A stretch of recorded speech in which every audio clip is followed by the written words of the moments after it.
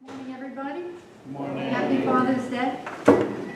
When we first, when Dario first asked me to give this sermon, we didn't really know. Can you hear me? Yes. What's going on? Sunlight. Mostly. We didn't realize it was Father's Day. But I'm happy it was. Because if there's anything I'd like to talk about, it's dads. Can you hear me? Yeah. Steve said all my secrets would be heard if I didn't turn it on. It's just on the hotel. It's my first sermon in this church. Yay! Yay! I don't think it's working. Huh? It's not working. Why isn't it? That's Wow, it's working. whatever that bee is back there. You want to switch? All right, well, Yeah. that bee is weird. I'm sorry, to waste your time. Maybe I should turn it off. Yeah, let's just turn it off. Didn't do it to Benny. I mean to Dario. Okay. Thank you. Can we turn those little lights on, please? So anyway, it's a good to follow through on the fruits of the Spirit. Why not, right? I mean, I had to think of one which would be the best for me to speak about. I'll tell you about that in a minute. But first of all, let me talk about Father's Day in general. Did you know that Father's Day, I didn't realize, only came into as a national holiday in 1972. Did you know that? It seemed like it was forever. But there was a lot of resistance to establish Father's Day. It was that Mother's Day had originally come about mainly because like the men in World War II were very, very recognized and the women weren't. So people established this day to give recognition to women who were in the background.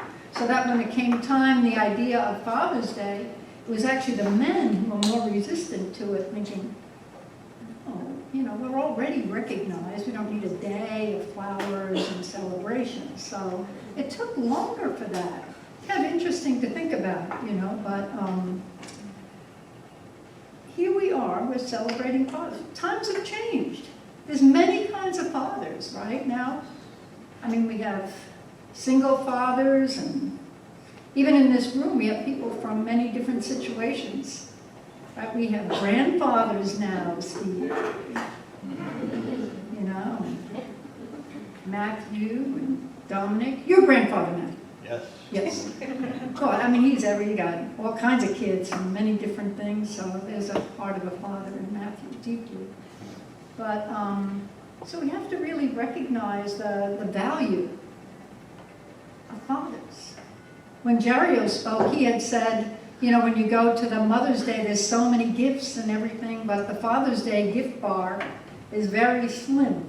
You know, it's usually just cards and, he said underwear, but I mean, I think there's ties and books, barbecue things, you know, but not too much. But this is still the man's world. I think if I were to write Hallmark cards, I'd probably be doing the same thing, you know, mountains instead of flowers, or, you know, I mean, this is the man's, they understand, they get that, you know, that it's more about hunting dogs and puppies and kittens, you know, that it's, you know, different. Men and women are different, we know that. But Father's Day more adventurous and more challenging, and, you know, if you look at the secular cards, of course, it's all beer and football and, you know. But even the religious cards is something of the different world. But what I noticed particularly, because I knew I was going to give this sermon, was cards of vignettes of a daddy with a little boy. I didn't see one with a arm around the shoulder of their older son. It's always the little boy. So, I don't know. Do we always feel like a little boy? What do you think? I don't know. But anyway, let's think about it. Fathers are very special. And I thought, well, what would Father, if God the Father were here, I said, what would you want to say to these wonderful men in our community? You know, they've been through a lot. I've probably known everybody since they first been here and through many, many changes. You know, and look at Kyung-san. I mean, he's a son and he's a father. His brother is here. He's a faithful husband. You know, so many things in that one man's world. You know, and in all our men. But, you know, when you think about it, in fulfilling the three blessings, you know, the first blessing is for us to be a son and daughter of God. So just to be the son of God takes, you know, probably a lifetime. Can't do it in 21 years, I know that. You know, but it's, that's the first thing, to be a true son of God. And the second would be to be a true spouse. But before even the spouse, a brother, good brother. You have to learn about siblings love, right? Brother's relationship is different than sister's relationship. I learned that from my own sons, how they relate to one another. You know, and sisters, oh my gosh, if they had a tragedy in their family, we'd be hugging and crying and talking and going away together and everything. But men, it's more like the whatever this is when you meet each other, the hand thing. And I don't know, women have never done that. But you know, you see two men, but I haven't seen one another in a long time, they grab each other's hand and hold it. It's deep, whatever it is, but it's enough. Apparently it's enough. They don't go usually beyond that. They connect it to that handshake or that tap on the shoulder. I like it. I like observing that because we're not creating it, it's just how it is. So I chose the fruit of the Spirit, faithfulness. Out of all the 9, remember what the 9, I'm going to read them again. All right, love, joy, the fruits of the Spirit are love, joy, peace, patience, kindness, goodness, faithfulness, gentleness, and self-control. Now you would think that if we're connected to God, all those, that it all should be, you know, fruit of the same root. But I see it more, different things more predominantly in different people. So I chose faithfulness mainly thinking about the men that have shaped my life. When I was trying to think what would be the best one that I could speak about. And when I thought about my father, I have to say it's more the lack of faith that taught me something. My father was basically an atheist. I mean, we would never have used that word. He just didn't go to church. He would always come to our events. I mean, he loved us, don't get me wrong. He loved his family. And when we were always, my mother was more the church-going person, the faithful one, the prayers before bed, but I never remember my father involved in those activities. You know, he liked me in the pretty dress, my first Holy Communion, or you know, this kind of thing he would support, but his own faith, no. And this created his lack of faith during hard times was really something to behold. I mean, that I could recognize even as a child. Particularly, like when my brother died. My brother was, the sun rose and set on that's my older brother. He was going to be a doctor, I mean, but before that, he was really a good son. And when he died, my father literally fell apart. I mean, he blamed everybody. He blamed my mother, blamed God. It was an accident. We were hundreds of miles away. But he blamed God, and, you know, this was, he never got out of it and finally died. But even before that, you know, I do remember, I mean, but I can't blame him. He grew up without a father. His father was a sergeant in the army, very well known, but died early. And there were 3 brothers, and my father and his 2 brothers, and they always had to be the ones taking care of the mother and sacrifice. He couldn't do all the things he wanted to do. I mean, my father was no slouch. I mean, he had a lot of natural intelligence. He was a NASA engineer without a college degree. Can you imagine? Because he could never get there. He was always going to college, but always like after school, after work, or on weekends. He was always studying. But because of his life without a father, he never had anybody to help him, you know, in any way. And so I could see this fruit in the, kind of this bitterness toward God. But you learn from that, you know, that this is not a good way. Better to go to the faithful way. And then my brother we were 4 girls and 1 boy, and he shaped my life. In his faith. I mean, he was a young man who was the ultimate altar boy, probably head of the altar boys, and always, in some religious sense, you know, he was like the chaplain of his fraternity, and always had kind of the religious role. And he had become, in high school, he even thought he had a calling to go into the some type of religious order. So he went in to study about the Marist brothers, who were teachers. They still took vows of poverty and celibacy and everything, but almost 3 years into that, he said, came home, he told my parents, Mom, I don't think I want to do that. I think I want to get married. I think I can serve God better in the capacity of a husband. It was so moving to everybody, surprising, but he took this step of saying it in a faithful way. And always very kind, and his faith shaped me, never forget it. Actually, his birthday was on the 14th, and his anniversary of his passing is the 19th. So that was a big turning point in my family's life. And then also my husband, Casey. His faith is probably the most important aspect about him to me. You know, we were people who met, you know, knew one another 4 days and everything, and I didn't know what fruits of the Spirit he had, didn't know anything, didn't even know if he spoke English. But I did see faith in there, and I remember almost when we had a few days in between the matching and the blessing, there was a certain point where I was ready to say, I don't think so. You know, remember that bit? In the Latte Hotel. I said, I don't think this is going to work. And I turn around and my camera was floating in the pool behind me and going, and my husband goes, see, that's from your lack of faith. It's a sign. Remember that? My camera in the case floating in the pool of the Latte Hotel. But I mean, he said, you have to have more faith. I mean, this was a big step. And I did. Okay.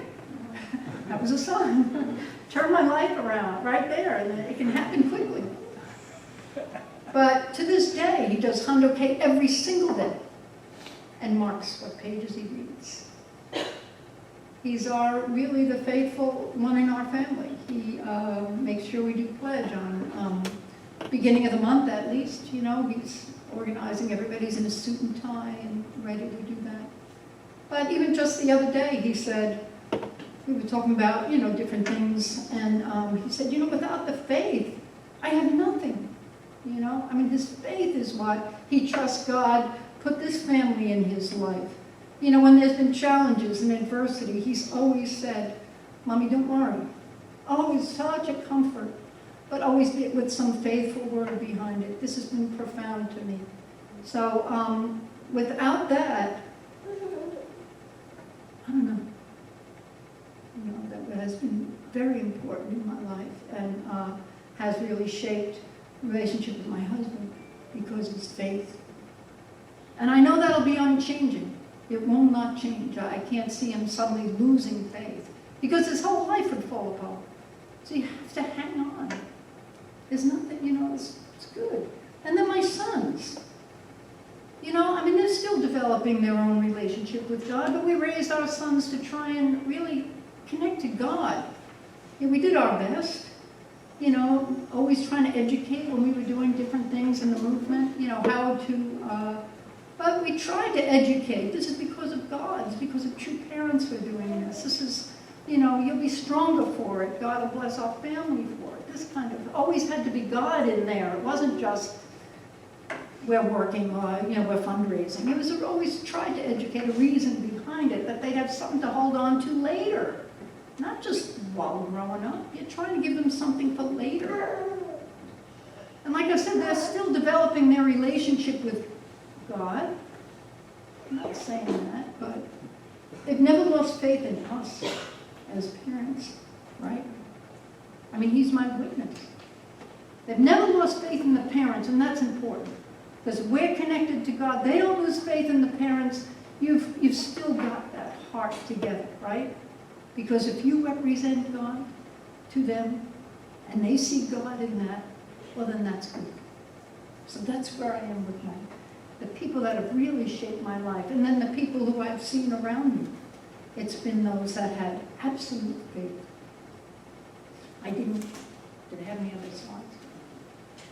Sometimes I'll talk and forget to change the slide. But true father, profound influence in my life.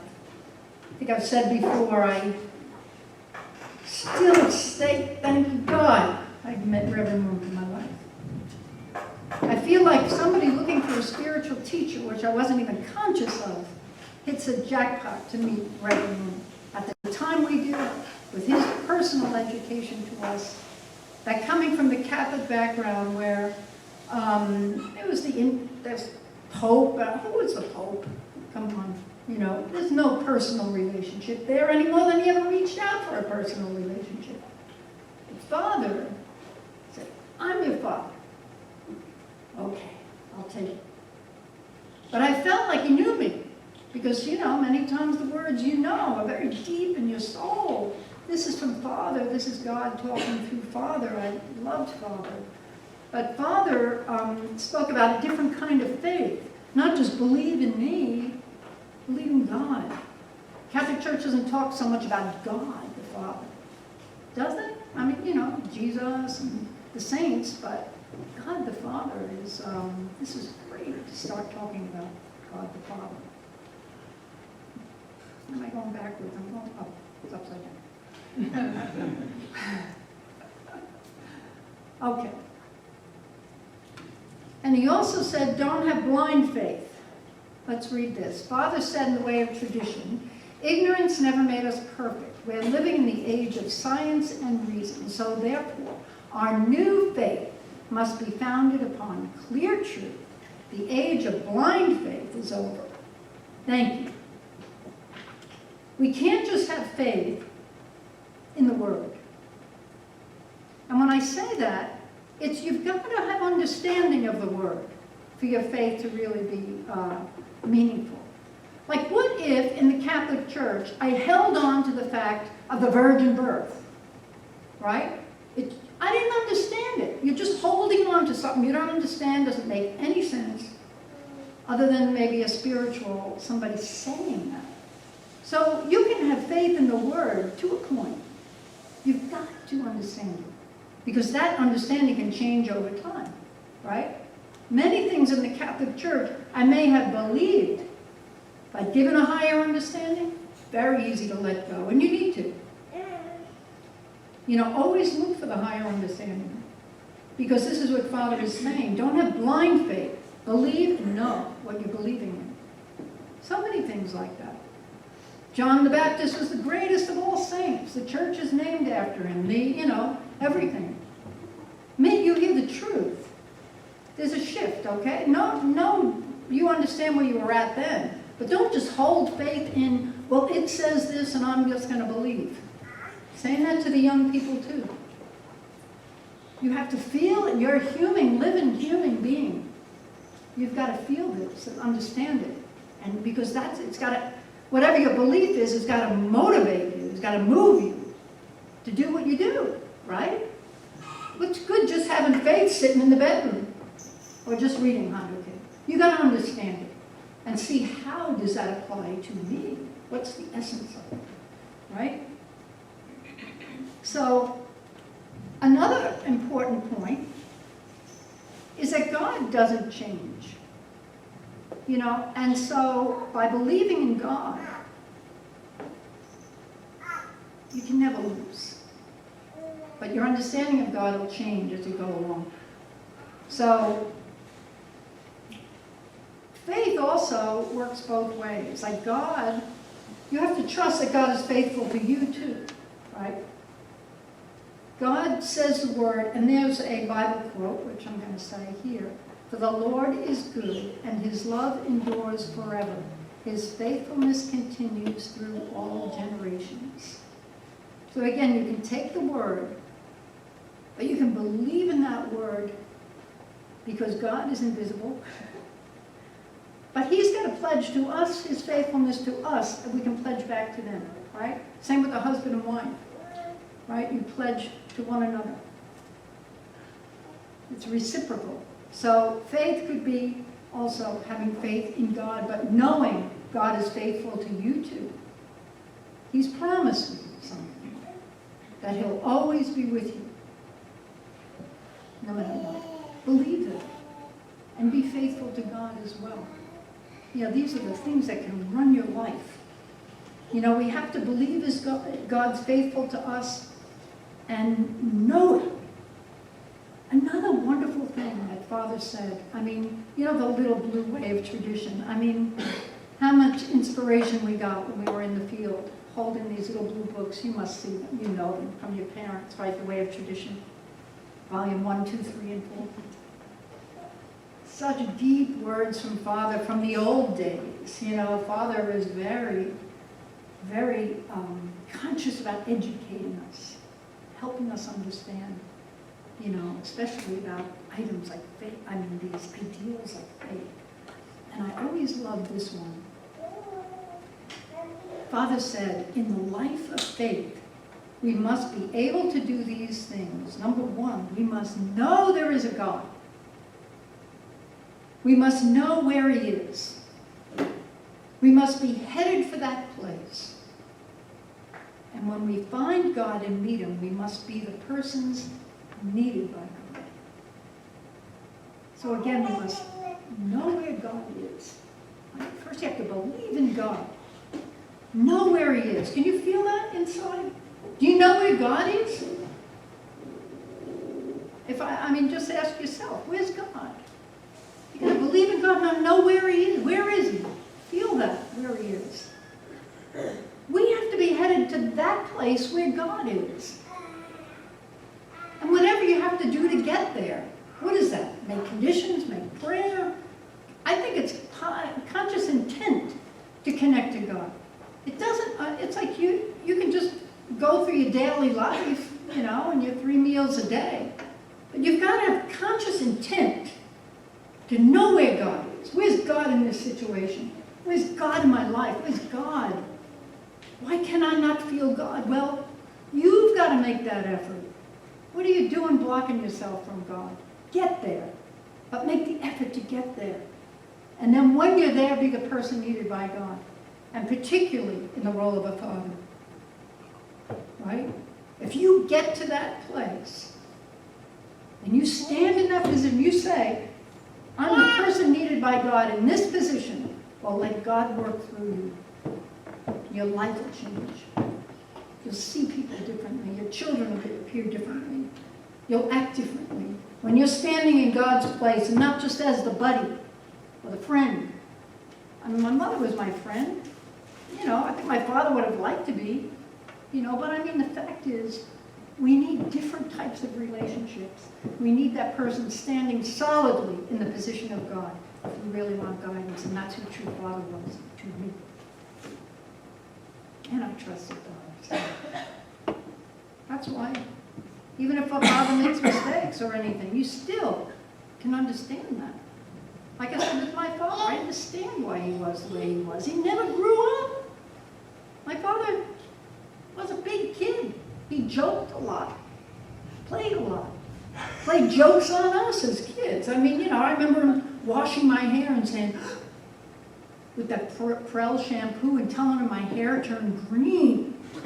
You know, Terry, your hair's green. I don't know, don't do that to a kid. You don't laugh back, you know, you believe your father.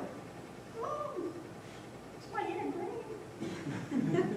I believed him. He thought he was just joking, but how many things you say and jest, the kid takes you seriously when you're in that position. So just be careful. I'm just saying, be careful. Be a joke, but when they're growing up, be careful in your jokes. Right? So we were talking about belief.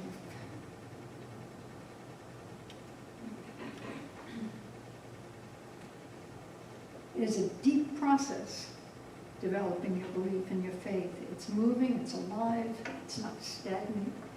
It changes, it grows. But I'm going to tell you, if you don't, like in that quote, if you don't see where you want to go to meet God and stand firmly in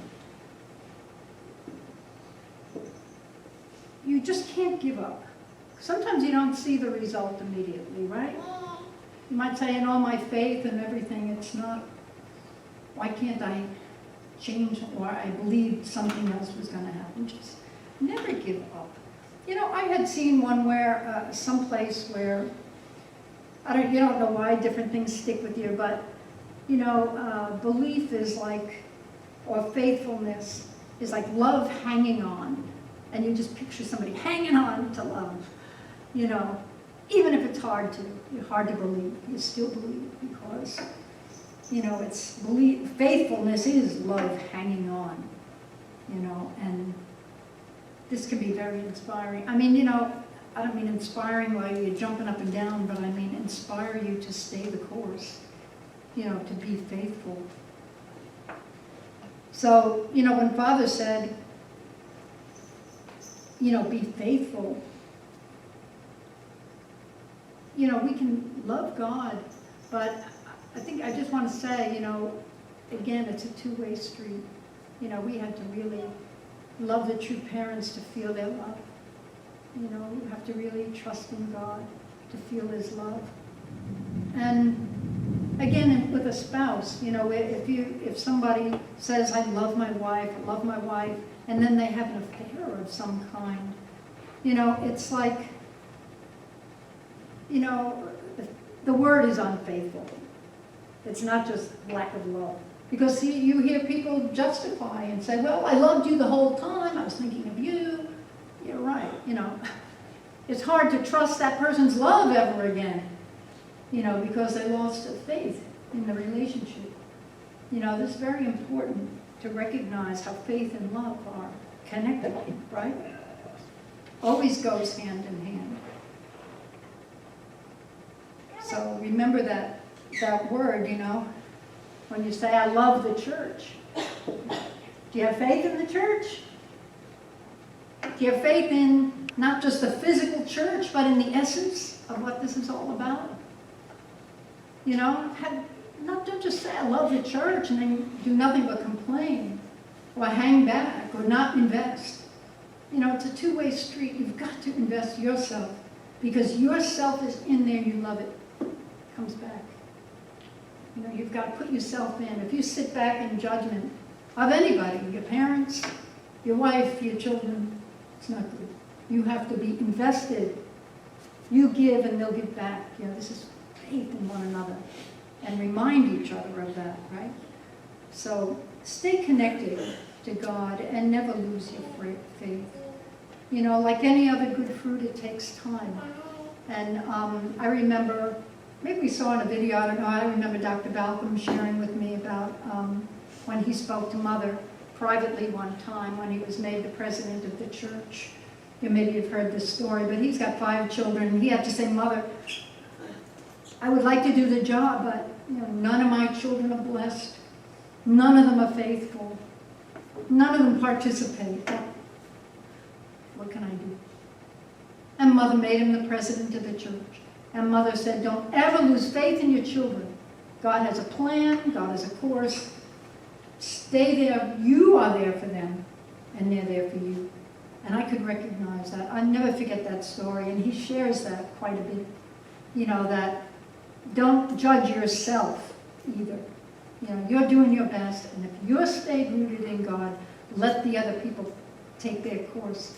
Because you never know the course your child has, God has put them on. They have a course too. And we can support it, right? So always stay close to your family. And let's see. I have another slide. This, wait, I did that one. We must restore belief. We must believe when belief seems impossible. When you are united with God, nothing is impossible. Right? Remember that. We've heard that many times, but with God, nothing's impossible. You have to believe it. You know, and so God is calling on us really to be faithful sons and daughters. What is the motto of the Marines? Semper Fidelis, ever faithful, ever loyal. And when you look into that, when the Marines look at one another, you remember Ollie North saying, Semper Fi, you know. It was very profound. He did it with all his heart. He would say that. He was such a Marine. You know, but I mean, sometimes the young people, they think, oh, well, we're not the military anymore like you were for true parents. But hey, it's not like we went marching down the street. It was these kind of deep things like this. Live for something higher than yourself, and you get power. And that's what the Marines' motto is all about. Living for the higher purpose and never letting go, always staying faithful, staying loyal, and pledge it, you know, and have that. I love that. I love that, the Marines word. When I see it on a bumper sticker, I want to salute. So, St. Paul says, faith, hope, and love these three, but the greatest of these is love. Right? Actually, I think it's faith, too. You know, it's said with that husband and wife, without, you know, faith in one another, it's hard to have love. You know, I mean, it's like love is the foundation, of course. But you have to have faith, you know, to drive your life, because you go through many ups and downs and ins and outs. And I think particularly for our fathers, this world needs faithful men. Thank you for being men. Thank you for being our fathers and brothers and sons, and we need you. I mean, you know, really, we couldn't be just all women. You know, we always want to be with our husbands. You know, we always want to understand our husbands and find it interesting. It never gets old. Because you are who you are at your core. You know, it's even on the Hallmark cards, no matter what. That changes the same thing as when I was a child. But those things change too. But I was telling Diana the other day, it was funny that I used to make my father, out of beautiful shells, ashtrays for his birthday. Who would ever think of doing that now? I don't know. Maybe people do. But the ashtray is a thing of the past in my memory. I don't think my child even knew it. An ashtray. But so those gifts are out. But the gift of love and faithfulness is in, no matter what way. Benny had those donuts posted on Facebook. Did you see that? It was so cute. Box of donuts in the shape of "We love you, Daddy." I love that too. I enjoy it. I think I pushed love on there. Knowing what Benny and his family are like, so. But thank you. I think we'll end there, and I hope I could give you something to think about as far as faithfulness and a good Father's Day message that you know, want to really show that appreciation to fathers. You know, that let when people think about you, that the word faith would come to mind if they say, think about their father, or love, or gentleness, or any of those beautiful fruits of the Spirit. You know, so let's close in prayer. Happy Father's Day. Our most beloved Heavenly Father, thank you for this day. This beautiful day we can spend together as a family, just taking a few minutes to reflect on the words that you've given to us in the Bible that have stayed eternal and true, the ones that haven't, the ones that we've sought more understanding and received through the true parents. And even today we seek more understanding of the things that we've held on to, because we want to grow as true sons and daughters. We want to grow and understand one another, for the fathers to understand the heart of us as mothers, and for mothers to understand and appreciate and uplift the uniqueness, the strength, and the capacity of the fathers and men in our lives. Together we can be a strong and powerful force of good on this earth, but without one another, we feel so sad. We feel lonely because, Father, we want to be your full reflection, understanding and appreciating the love that you have for us, the love you want to share, the love you want to express through us. So Heavenly Father, we thank you again. For our true parents, we pray for our true Father in the spirit world, our true Mother on the earth, and for all the true family, whatever their destiny is, we pray for them, and we pray for each other here in this community, and for our pastor, Dario and Lena, with their family today celebrating Father's Day. And so from the bottom of our heart, we say thank you, and we offer to you our absolute faith and our belief, and ask for your faith in us. And we offer this prayer from the bottom of our heart together. And I pray and report in the name of Casey and Terry Yamane of the Yamane family of West Central